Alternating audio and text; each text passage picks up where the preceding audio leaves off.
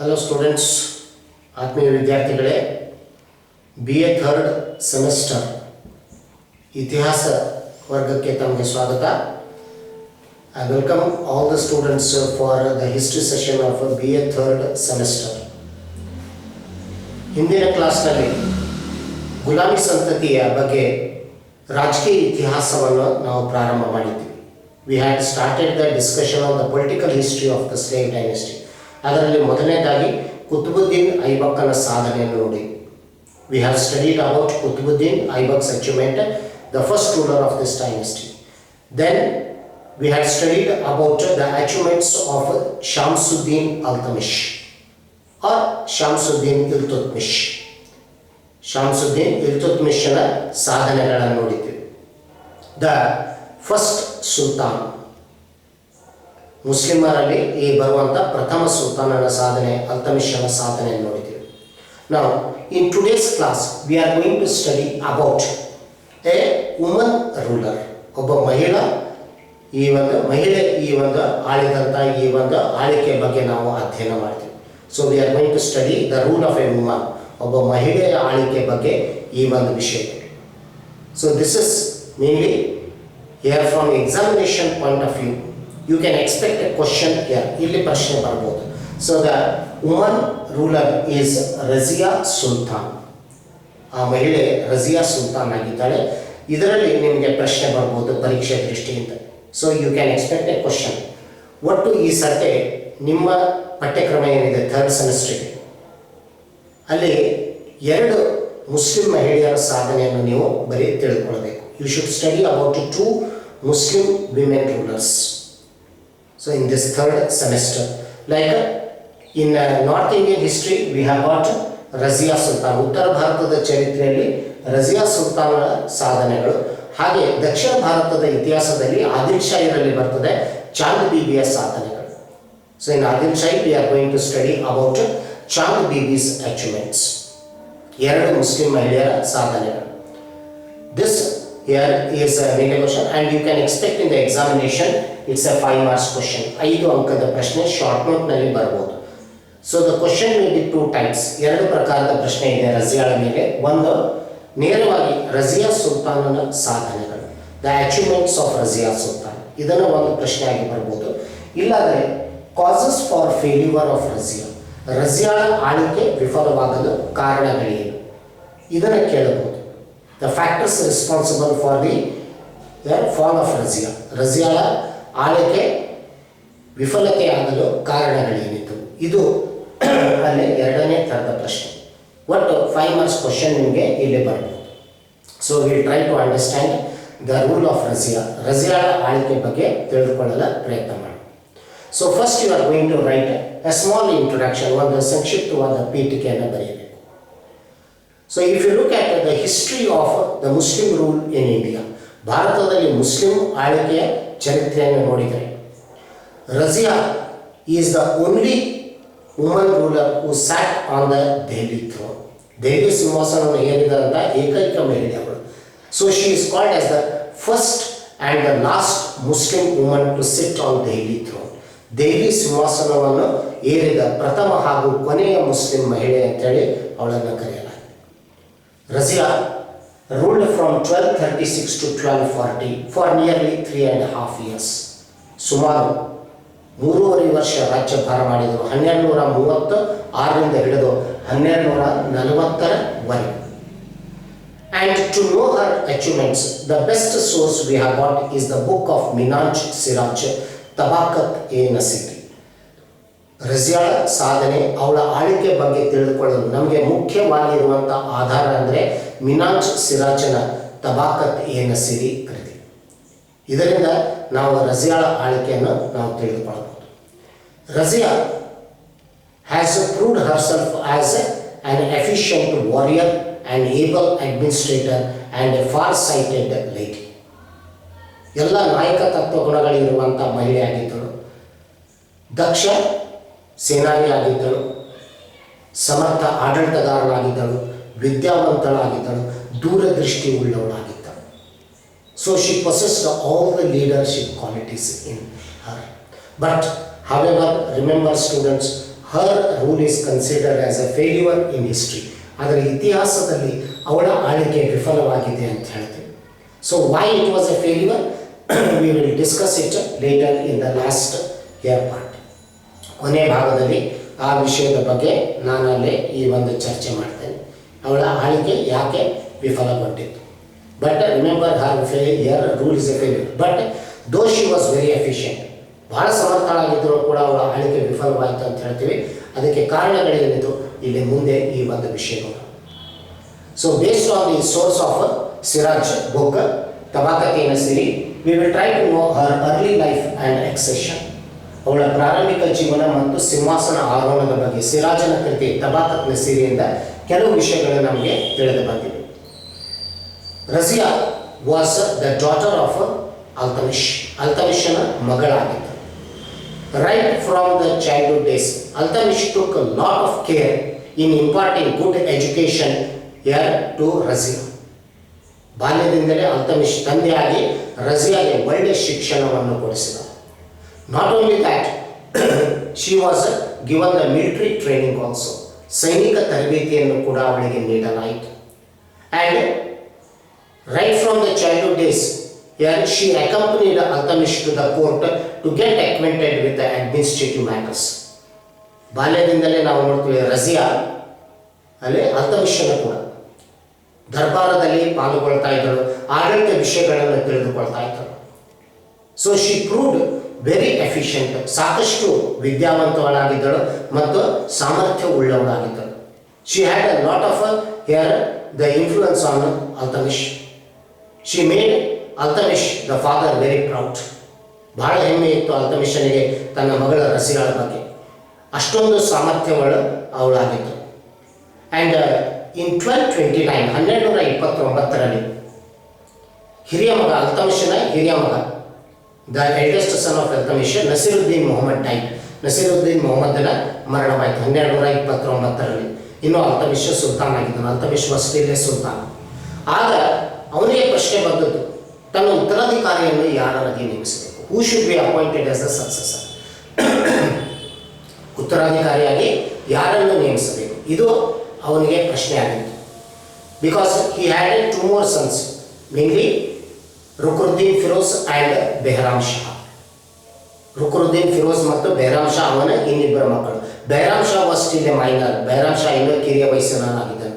ನಾವು the choice should be between here Ruknuddin Firoz or his daughter Razia. ಆಯ್ಕೆ ಈಗ ಅಲ್ತಮಿಷನಲ್ಲಿತ್ತು. ರುಕ್ನುದ್ದೀನ್ ಫಿರೋಜನನ್ನೇ ಆಯ್ಕೆ ಮಾಡಬೇಕು, ಇಲ್ಲಾಂದರೆ ತನ್ನ ಮಗಳಾದ ರಜಿಯಾಳನ್ನೇ ಆಯ್ಕೆ ಮಾಡಬೇಕು. But appointing Razia was against the Islamic law. ಮುಸ್ಲಿಂ ಕಾನೂನದ ವಿರುದ್ಧವಾಗಿತ್ತು. Because Muslim law never permits a woman to rule the country. ರಾಜ್ಯವನ್ನು ಆಳುವ, ಆಡಳಿತ ನಡೆಸುವ ಅಧಿಕಾರ ನೀಡುವುದಿಲ್ಲ ಮಹಿಳೆ. ಈ ಒಂದು ಮಹಿಳೆಗೆ ಮುಸ್ಲಿಂ ಕಾನೂನು. ಹೀಗಾಗಿ ಅವಳು ಆಯ್ಕೆ ಮಾಡುವುದು ಅದು ಅವನಿಗೆ ಪ್ರಶ್ನೆ ಆಗಿತ್ತು. Her accession was a question to her. Who should be appointed as a successor? Firoz was a very pleasure loving person and he did not wanted Firoz to become the sultan. ಅವನನ್ನು ಉತ್ತರಾಧಿಕಾರಿ, ಫಿರೋಜನನ್ನು ಉತ್ತರಾಧಿಕಾರಿಯಾಗಿ ಅವನ ಸುಲ್ತಾನ್ ಆಗುವುದು ಅಲ್ತಮಿಷನಿಗೆ ಇಷ್ಟ ಇರಲಿಲ್ಲ. ಕಾರಣ ಅವನು ವಿಲಾಸಪ್ರಿಯ ವ್ಯಕ್ತಿಯಾಗಿದ್ದನು. ಹಿ ವಾಸ್ ವೆರಿ ಇನ್ಎಫಿಷಿಯಂಟ್, ಅವನು ಅಶಕ್ತನಾಗಿದ್ದನು. ಹೀಗಾಗಿ ನಾವು ನೋಡ್ತೀವಿ ಈಗ ಗೊಂದಲದಲ್ಲಿದ್ದ Iltutmish who should be appointed. 1234 1234 he took a very firm decision. 1234 ಒಂದು ಇಲ್ಲಿ ದೃಢವಾದ ನಿರ್ಧಾರ ತೆಗೆದುಕೊಂಡಿತು. ಏನು ತೆಗೆದುಕೊಂಡ ನಿರ್ಧಾರ ಅಂದರೆ to appoint Razia as the successor. It was because from the future of the state, ರಾಜ್ಯದ ಭವಿಷ್ಯ ದೃಷ್ಟಿಯಿಂದ ರಜಿಯಾಳನ್ನೇ ಅವನು ಆಯ್ಕೆ ಮಾಡಿದ್ದು 1234. So 1234 Razia was appointed as the successor to Iltamish by her father itself. Looking into the future of the state, ರಾಜ್ಯದ ಭವಿಷ್ಯ, ಆ ದೃಷ್ಟಿಯಿಂದಾಗಿ ಈ ಒಂದು ರಜಿಯಾಳನ್ನು ಇಲ್ಲಿ ಅವನು ಆಯ್ಕೆ ಮಾಡಿದ್ದು. So it is he felt that the state will prosper here in the hands of Razia. ಆ ರಾಜ್ಯದ ಅಭಿವೃದ್ಧಿ ರಜಿಯಾಳಿಂದ ಸಾಧ್ಯ ಅಂತ ತಿಳಿದುಕೊಂಡು ರಜಿಯಾಳನ್ನು ತನ್ನ ಉತ್ತರಾಧಿಕಾರಿಯಾಗಿ ನೇಮಿಸಿದ. This was what decision he took in 1234. At that time, the decision was accepted. ಆ ಸಮಯದಲ್ಲಿ ಎಲ್ಲರೂ ಅಲ್ತಮಿಷನ ನಿರ್ಧಾರವನ್ನು ಒಪ್ಪಿಕೊಂಡರು. But 1236, after his death, ಅವನ ಮರಣದ ನಂತರ after the death of Iltutmish we find half brother of Razia Ruknuddin Firoz. ರಜಿಯಾಳ ಇಲ್ಲೇ ಮಲ ಸಹೋದರನಾಗಿದ್ದಂಥ Firoz, he hatched a conspiracy with the Chalisa members. Chalisa ಸದಸ್ಯರ ಕೂಡ ಸೇರಿಕೊಂಡು ಒಂದು ಪಿತೂರಿಯನ್ನು ಮಾಡಿದನು Firoz. And Razia's right was suppressed and Firoz became the sultan with the support of Chalisa. ಚಾಲಿಸಾದ ಬೆಂಬಲದಿಂದ ಫಿರೋಜ್ ರಜಿಯಾಳ ಅಧಿಕಾರವನ್ನು ಅಡಗಿಸಿದೆ, ತಾನು ಸಿಂಹಾಸನ ಏರಿ ಸುಲ್ತಾನನಾಗಿತ್ತು. 1236 here we find after the death of Iltutmish, Ruknuddin Firoz became the Sultan. ಅವನು ಈ ಒಂದು ಪಟ್ಟಕ್ಕೆ ಬಂದದ್ದು. This was here what we find after the death of Iltutmish. ಆ ಅಲ್ತಮಿಷನ ಮರಣದ ನಂತರ ಈ ರೀತಿಯಾಗಿ ಈ ಒಂದು ಘಟನೆ ಸಂಭವಿಸಿತು. ಬಟ್ ನಾವು the question is how here Razia became the Sultan. Razia ಹೇಗೆ ಸುಲ್ತಾನ್ ಆದರು ಅದು ಕೂಡ ಒಂದು ಇಲ್ಲಿ ಸಿರಾಜ್ ಹೇಳ್ತಾರೆ. Siraj mentions in his book about how Razia became the sultan. So when Firoz became the sultan, immediately the people realized that he was very inefficient. ಕೂಡಲೇ ಜನರಿಗೆ ಫಿರೋಜ್ ಒಬ್ಬ ಅಶಕ್ತನಾಗಿದ್ದಾನೆ ಅಂತ ಹೇಳಿ ತಿಳಿದು ಬಂದಿತು. They thought that Firoz was inefficient and he could not manage the state affairs.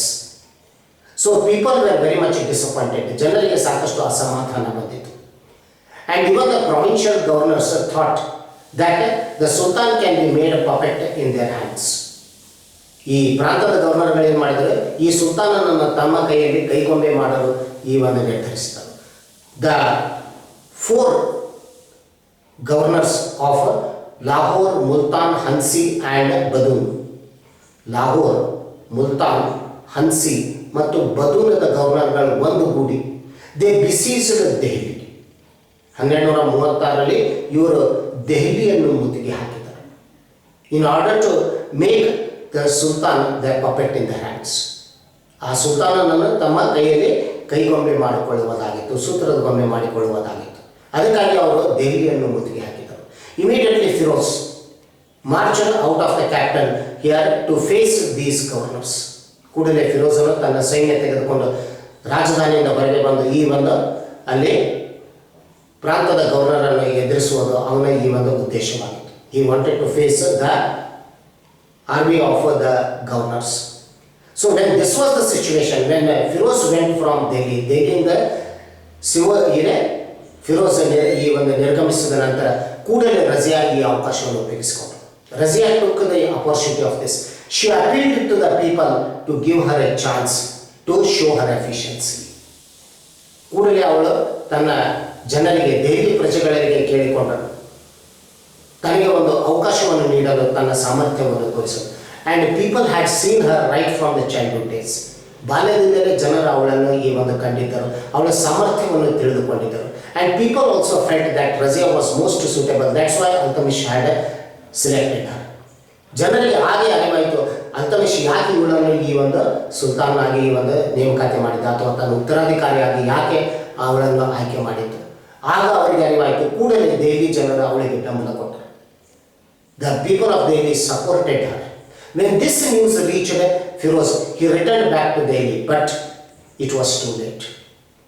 ಫಿರೋಜ್ಗೆ ಈ ವಿಚಾರ ತಿಳಿದ ಕೂಡಲೇ ಅವನ ತನ್ನ ಅಧಿಕಾರವನ್ನು ಉಳಿಸಿಕೊಳ್ಳಲು ದೆಹಲಿಗೆ ಹಿಂದೆ ತಿರುಗಿದನು, ಆದರೆ ಅದು ತಡವಾಗಿತ್ತು. Immediately Razia ordered for the arrest of Firoz and he was kept in the prison and later put to death. ಕೂಡಲೇ ರಜಿಯಾ ಆದೇಶದ ಮೇಲೆ ಫಿರೋಜನನ್ನು ಸೆರೆ ಹಿಡಿದು ನಂತರ ಅವನಿಗೆ ಮರಣದಂಡನೆ ವಿಧಿಸಲಾಯಿತು. His mother Shah Turkan was also put in the prison.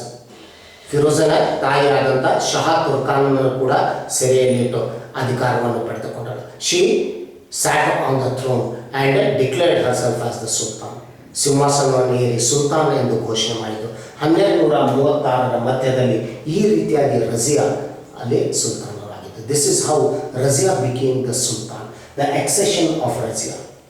Very interestingly it is given by Siraj. ಸಿರಾಜನ ಸಾಕಷ್ಟು ಈ ವಿಷಯದ ಬಗ್ಗೆ ವಿವರಣೆ ಕೊಟ್ಟಿದ್ದಾನೆ, ಹೇಗೆ ರಜಿಯಾ ಈ ಸಿಂಹಾಸನವನ್ನು ಏರಿತು.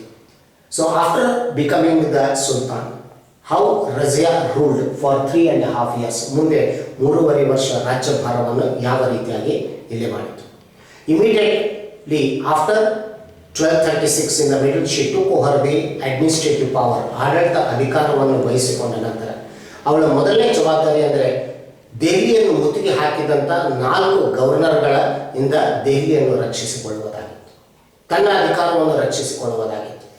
The first thing was to protect Delhi from the 4 governors who had besieged Delhi and to protect her power. ತನ್ನ ಅಧಿಕಾರವನ್ನು ಕೂಡ ರಕ್ಷಿಸಿಕೊಳ್ಳುವುದಾಗಿತ್ತು. Immediately she followed the policy called divide and rule. ಒಡೆದ ಆಳುವ ನೀತಿಯನ್ನು ಅವಳು ಪ್ರಯೋಗಿಸಿದಳು. This showed her diplomacy. ಇದು ಅವಳ ಚಾತುರ್ಯವನ್ನು ತೋರಿಸಿಕೊಟ್ಟಿತು. Immediately she created a rift among the governors. ಅಧಿಕಾರದ ಆಸೆಯನ್ನು ತೋರಿಸಿ ಗವರ್ನರ್ಗಳಲ್ಲಿ ಈ ಒಂದು ಒಡಕನ್ನು ತಂದಳು. She brought the rift among the governors, here showing the greed of the power. And out of that, 2 governors here supported Razia. They joined hands with Razia. ಅದರಲ್ಲಿ 2 ಗವರ್ನರ್ಗಳ ಹನ್ಸಿ ಮತ್ತು ಬದನದ ಗವರ್ನರ್ಗಳ ರಜಿಯಾಳಿಗೆ ಈ ಒಂದು ಕೈ ಜೋಡಿಸಿದರು. Hence, what we find is that here the conspiracy of the governors was here suppressed. ಈ ರೀತಿಯಾಗಿ ಪ್ರಾರಂಭದಲ್ಲಿ ಗವರ್ನರ್ಗಳ ಈ ಒಂದು ಪಿತೂರಿ ಏನಿತ್ತು ಅದನ್ನು ಈ ಒಂದು ಅಡಗಿಸಿದರು. This was a great here prestige for Razia. How she managed the governor's conspiracy. ಆ ಗವರ್ನರ್ಗಳ ಪಿತೂರಿಯನ್ನು ಯಾವ ರೀತಿಯಾಗಿ ಅವಳು ಎದುರಿಸಿದಳು ಮತ್ತು ಹೇಗೆ ತನ್ನ ಅಧಿಕಾರವನ್ನು ರಕ್ಷಿಸಿದಳು, ಅವಳ ಚಾತುರ್ಯವನ್ನು ತೋರಿಸಿಕೊಟ್ಟಿತು. ಇದರಿಂದ ಜನರು ಸಾಕಷ್ಟು ಅವಳನ್ನು ಈ ಒಂದು ಚಾತುರ್ಯಕ್ಕೆ ಮೆಚ್ಚುಗೆಯನ್ನು ವ್ಯಕ್ತಪಡಿಸಿದರು. The people appreciated her diplomacy. This was her first military achievement. ಇದು ಅವಳ ಮೊದಲನೇ ಸೈನಿಕ ಸಾಧನೆಯಾಗಿತ್ತು. Followed by this, we find it was in 1237. She was able to lead the expedition on the fort of Ranthambore in Rajasthan.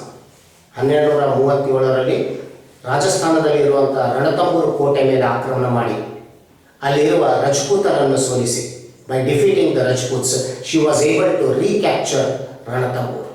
ಅಲ್ತಮಿಷನ ಮರಣದ ನಂತರ ರಜಪೂತರನ್ನು ಪುನಃ ತಮ್ಮ ವಶಕ್ಕೆ ತೆಗೆದುಕೊಂಡಿದ್ದರು. ಆದರೆ ರಜಿಯಾ ಮತ್ತೆ ಅದು ತನ್ನ ವಶಕ್ಕೆ ತೆಗೆದುಕೊಂಡದ್ದು. 1237ರಲ್ಲಿ ರಣತಂಬೂರು ಕೋಟೆಯನ್ನು ವಶಪಡಿಸಿಕೊಂಡರು. The fort of Ranthambore was captured. This was her another important military achievement.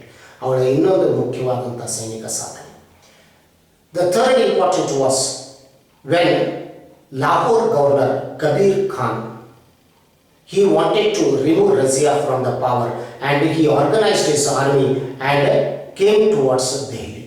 1238ರಲ್ಲಿ in 1238 Kabir Khan, the governor of Lahore, the governor Kabir Khan, the object was to remove Razia from the power. ಅಧಿಕಾರದಿಂದ ಕೆಳಗಿಳಿಸುವುದಾಗಿತ್ತು, ಅಧಿಕಾರದಿಂದ ಅವಳನ್ನು ತೆಗೆದುಹಾಕುವುದಾಗಿತ್ತು. ಅದಕ್ಕೆ ಸೈನ್ಯವನ್ನು ತೆಗೆದುಕೊಂಡು ಅವನ ದೆಹಲಿ ಕಡೆ ಆಗಮಿಸಿದನು. Immediately Razia organized her army, taking the leadership herself. She met Kabir Khan outside Delhi. ಕೂಡಲೇ ಸೈನ್ಯ ಈ ಒಂದು ರಜಿಯಾ ಸಮಯವನ್ನು ವ್ಯರ್ಥ ಮಾಡದೆ ತನ್ನ ಸೈನ್ಯವನ್ನು ಸಂಘಟನೆ ಮಾಡಿ ಸ್ವತಃ ನೇತೃತ್ವವನ್ನು ವಹಿಸಿಕೊಂಡು ಕಬೀರ್ ಖಾನನನ್ನು ಎದುರಿಸಿತು. 1238 she defeated Kabir Khan. 1238ರಲ್ಲಿ Kabir ಖಾನನನ್ನು ಸೋಲಿಸಿತು and Kabir Khan surrendered to her. ಕೂಡಲೇ ಕಬೀರ್ ಖಾನ್ ಸೋತ ನಂತರ ಅವಳಿಗೆ ಶರಣವಾಗಿತ್ತು. These are some of the things what we show. Razia was efficient as a general, as a commander. ಸೇನಾನಿಯಾಗಿ ಅವಳು ತನ್ನ ಸಾಮರ್ಥ್ಯವನ್ನು ನಿರೂಪಿಸಿದಳು. ಅದೇ ಸಮಯದಲ್ಲಿ at the same time she proved very intelligent in the administration. ಆಡಳಿತದಲ್ಲಿ ಕೂಡ ಸಾಕಷ್ಟು ತನ್ನ ಚಾಣಾಕ್ಷತನವನ್ನು ತೋರಿಸಿದಳು. Immediately after taking the power, she appointed those persons who had supported her to become the Sultan in the central administration. ಕೂಡಲೇ ರಜಿಯಾ ಮಾಡಿದಂಥ ಒಂದು ಕ್ರಮ ಏನು, ಅಧಿಕಾರ ತೆಗೆದುಕೊಳ್ಳೆ ಕೇಂದ್ರ ಆಡಳಿತದಲ್ಲಿ ತನಗೆ ಬೆಂಬಲವಾಗಿದ್ದವರು, ಸಿಂಹಾಸನ ಆರೋಹಣದಲ್ಲಿ ಅವಳಿಗೆ ಸಹಾಯ ಮಾಡಿದವರು, ಅವರನ್ನು ನೇಮಕಾತಿ ಮಾಡಿದರು. So she made the appointments in whom she had the faith. In this way she consolidated the power. ಈ ರೀತಿಯಾಗಿ ಅವಳ ಅಧಿಕಾರವನ್ನು ಭದ್ರಪಡಿಸಿಕೊಂಡರು. So slowly Razia was gaining the popularity among the people. ಕ್ರಮೇಣವಾಗಿ ರಜಿಯಾ ಜನರಲ್ಲಿ ಜನಪ್ರಿಯತೆಯನ್ನು ಪಡೆದುಕೊಳ್ತಾ ಇದ್ದರು. People were also developing the faith in the rule of her. ಜನರು ಕೂಡ ಅವಳ ಆಳ್ವಿಕೆಯಲ್ಲಿ ವಿಶ್ವಾಸವನ್ನು ಬೆಳೆಸಿಕೊಳ್ತಾ ಇದ್ದರು. This was how Razia managed the affairs of the state, and she proved a very successful leader. She had all the leadership qualities. ಎಲ್ಲ ನಾಯಕತ್ವ ಗುಣಗಳಿದ್ದವು. ಮತ್ತು ಕೇವಲ 2 ವರ್ಷದಲ್ಲಿ, within 2 years, she proved that she was efficient to the throne. ಆ ಸಿಂಹಾಸನಕ್ಕೆ ಸಮರ್ಥಳಾಗಿದ್ದಾಳೆ ಅಂತೇಳಿ ಅವಳನ್ನು ನಿರೂಪಿಸಿದಳು. This is here mainly Razia's achievements you have to know. But later how her decline started, ಅವಳ ಪತನ ಯಾವ ರೀತಿಯಾಗಿ ಪ್ರಾರಂಭವಾಯಿತು, ಈ ವಿಷಯ ಮುಂದಿನ ಕ್ಲಾಸ್ನಲ್ಲಿ ನಾನು ಅದರ ಬಗ್ಗೆ ಚರ್ಚೆ ಮಾಡ್ತೀನಿ. ಹಾಗೆ ಅವಳ ಆಳ್ವಿಕೆ ವಿಫಲತೆಗೆ ಕಾರಣಗಳೇನಿವೆ ಆ ವಿಷಯವನ್ನು ಕೂಡ ಅಲ್ಲೇ ಚರ್ಚಿಸ್ತೇನೆ.